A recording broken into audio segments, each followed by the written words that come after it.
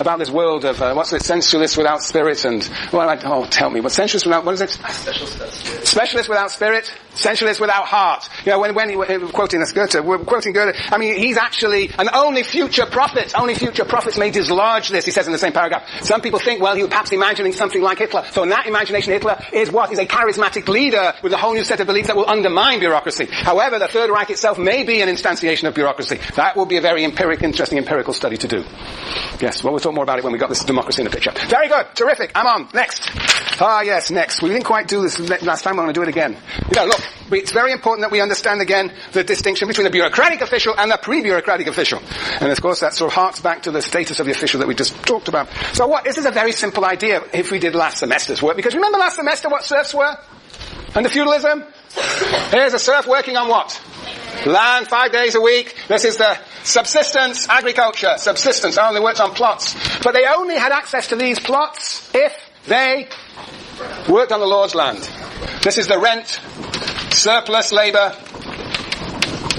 Okay, this is necessary labor. This is the serf. And the Lord is here. Remember the Lord in the castle? Spying out on what's going on his land. The Lord. Well, we can say something similar. We can say something similar for the official under feudalism. The patrimonial official.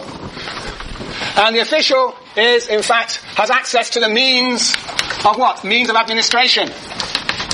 And in different ways, the official may, for example, be able to tax collection. Collecting taxes from these poor serfs, possibly. The details are not actually elaborated by Weber, at least not here. But anyway, the point is that the official actually has control of the means of administration, which means that he has, or she, but presumably he, is able to actually collect taxes from the people. But the Lord has given him the right to do so, but in exchange, the Lord will get a proportion of the taxes collected. This is called tax farming, proportion. Proportion of taxes collected goes to the Lord, and the tax collector retains the rest. Sometimes the tax collector will have to render up some service to the Lord in exchange for the rights to collect taxes. But that is the tax, what he calls tax farming, and, well, purchase. Sometimes, of course, the official can actually purchase the office of tax collection. You buy the right, in a sense, to collect taxes from certain area of serfs and render up to the Lord the money that is, that it costs to buy the office. But what all these systems share is that the official controls the means of administration, the means of taxation. Of course, administration and taxation are not exactly the same thing, but that is the idea here, is that they control the means of administration. And what characterizes bureaucracy is what? What characterizes bureaucracy then?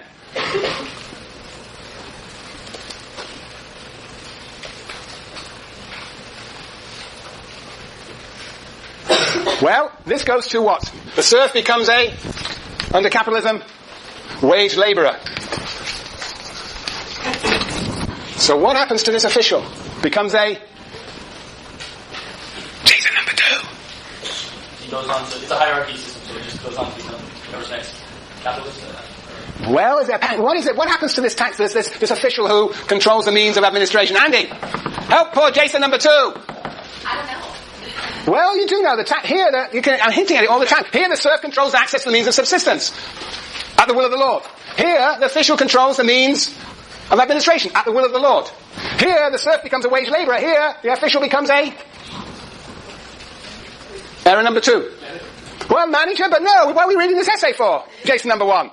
Becomes a bureaucrat in the Weberian sense. So becomes a full-time official, but does not control what? Just as the wage laborer does not have access to the means of production, the bureaucrat has no longer controls the means of administration. The bureaucrat just fills an empty place, has a job, has an occupation, is paid a salary for actually executing that job. No longer, so basically, just as capitalism is defined by the expropriation of the serf from access to the means of subsistence, so bureaucracy is defined by the expropriation of the official. Expropriation of the official from access to the means of administration. You know, I've forgotten your name. This is terrible because you haven't stuck it up for at least 2 months. Arman. Yes. So do you follow this? The idea of the bureaucrat, Arman. The bureaucrat is somebody who no longer has control over the means of administration. You know, it's that, look. Your GSIs. They're always to the rescue. GSIs. Do they have control? What would it mean? Are they salaried bureaucrats or are they pre-bureaucratic officials? Just imagine that they're pre-bureaucratic officials. Just imagine it. Use your imagination. Okay, Anders. I can see your imagination ticking away. Who's your GSI? Mike. Just imagine that Mike is a pre-bureaucratic official. What's he going to do? He's going to collect his own taxes. So what's he going to do? He's going to collect money from you and pass on it a bit from me. He might collect all sorts of other things, you know. He may go out drinking with you and you may have to pay for all his drinks. Or he may go bonking down Telegraph Avenue with him. Isn't that what you like to do? I thought that's the one word we learnt in this class. Now they're going to honking. Okay, look, the point is that when Mike is a he's going to try and collect money, taxes. He's going to try and get something in kind from you, and he'll pass some of it on to me. And so he's going to develop all sorts of. He's going to be really easy with his grades. There's going to be a deal, you know, easy grades if you pay him more. You know, that's what Weber found actually when Weber was writing at the end of the 19th century. When Weber was writing, actually, the junior teachers in the university indeed were, and not only the junior ones, were collecting money from their students directly. Aha, yes. So that, of course, they cultivated their students, and basically they taught in order to be popular, so they have more students to collect more money. That is a patrimonial order. Well, patrimonial, pre-bureaucratic official. That's all been done away with because now Mike has no control. He's just given a salary. And you don't pay, as far as I know. You might try, but it'd be very problematic for you in this bureaucratic order. So he's very much, you might say, a bureaucratic official, a salaried official. He doesn't collect his own taxes, fees. Okay, alright, you can buy this or not. But the point that Weber's trying to make here is that for there to be salaried bureaucracy, a salaried officials, there needs to be a stream of income. There needs to be a money economy. And one of the conditions for a bureaucratic order is, in fact, that there be a money, or a stable bureaucratic order, is that there be money, there be a money economy to actually remunerate the officials themselves, remunerate those officials for their full working capacity. To give them salaries.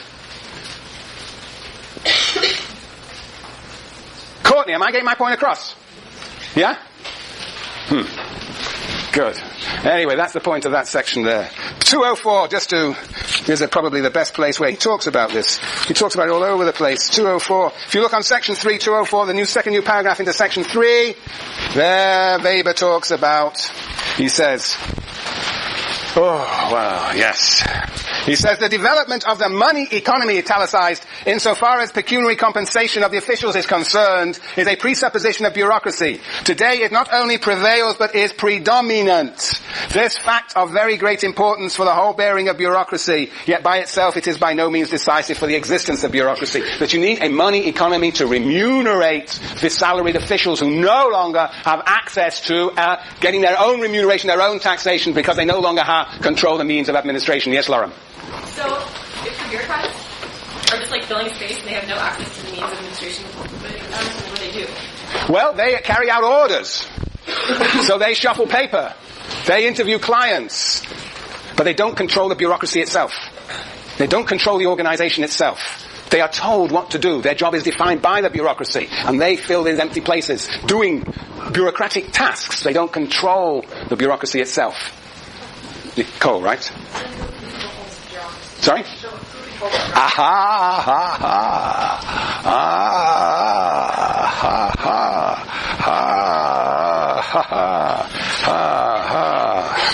Yes, that is the $1 million question. What would Foucault say? What would Foucault say? Who controls the bureaucracy? Nicole.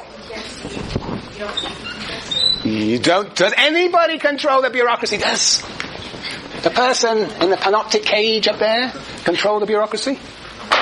No, because the person in the panoptic cage up there is him or herself being surveilled by others.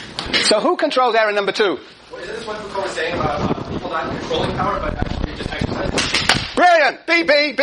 B. Yes, that's exactly right. Foucault said we do not possess power, controlled if you will, possess it, but we exercise it. People exercise power in positions. So for Foucault, therefore, error number 2, who controls the bureaucracy? Nobody. It is an organization that creates these empty places, and people exercise power, but they don't actually control it. So they fill places, they do activities according to the place, but they don't control it. Yes, nobody really controls it according to Foucault. And the question is, what does Weber say? Yes. What does Weber say? Well, we're going to talk about it next time. But Weber has another answer. Anybody know what the answer is?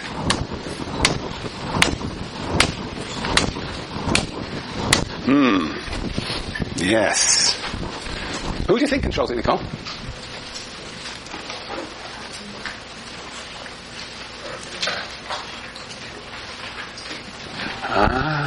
Well, I shouldn't leave you hanging, should I? Here's a bureaucracy. All the empty places. Who controls it? Who? For Weber, individuals are in the end important. Somebody possesses the bureaucracy. Somebody controls it. Who do you think who could it be? Who could it be? Who could it be, Simeon? Well, he talked a bit about the monarchy throughout the thing, and where he talked about how the bureaucrats are a cogging machine. He says that it's controlled from the very top.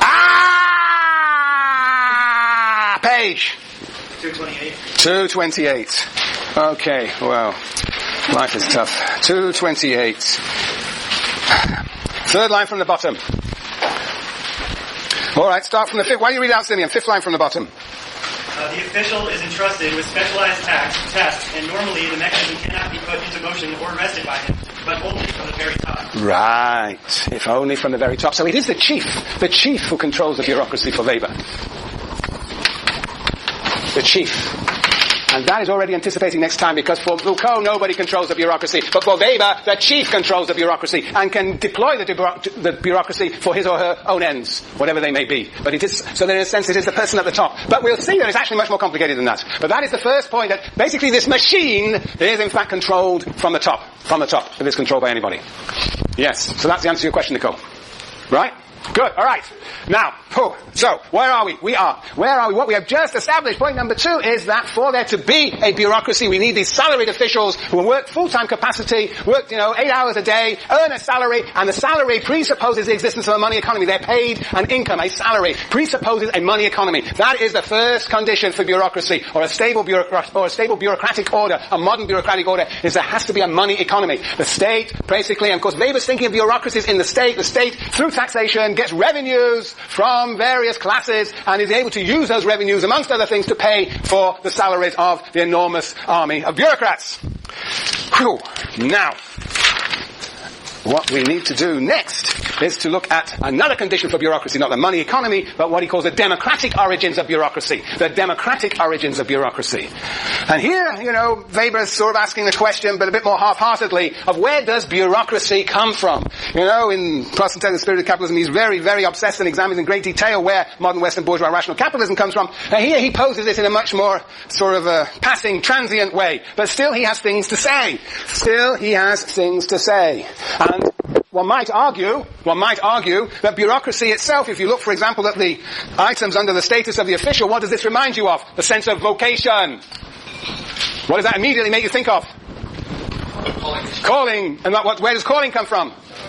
Yes, from Spirit Capitalism, but no, the calling comes from Lutheranism, from Protestantism. So you might even think that the characterization that Weber offers us of the bureaucratic official and perhaps of the bureaucracy actually itself is rooted in some sort of Protestantism. But it's not the argument he actually makes here. Here he's going to argue what? What are the origins? Where do the origins, or one of the conditions for bureaucracy, historical conditions are, 1, the money economy, and 2, democracy. Yes. He argues that democracy is a condition for bureaucracy. Yeah. Why? What does democracy do? What does democracy do to make possible bureaucracy?